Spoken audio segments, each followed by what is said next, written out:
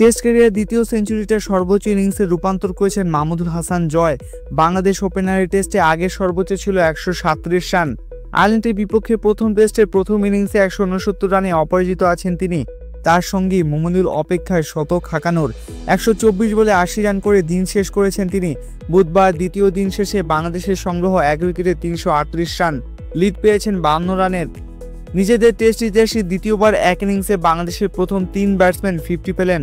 প্রথমবার 2010 সালে লর্ডসে ইংল্যান্ডের বিপক্ষে দ্বিতীয় ইনিংসে। দ্বিতীয় দিনে আইরিশ বোলারদের একমাত্র প্রাপ্তি সাদমানের উইকেট। বাঁহাতি স্পিনার হামফ্রেশের বলে উইকেটের পেছনে ক্যাচ দিয়ে ফেরেন তিনি। ফিল্ড আম্পায়ার আউট না দিলেও রিভিউ নিয়ে সাদমানকে ফেরায় আয়ারল্যান্ড।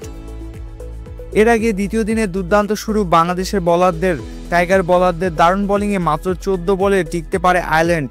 8 উইকেটে 270 রান নিয়ে দিন শুরু করা আয়ারল্যান্ড গুটিয়ে গেছে 286 রানে।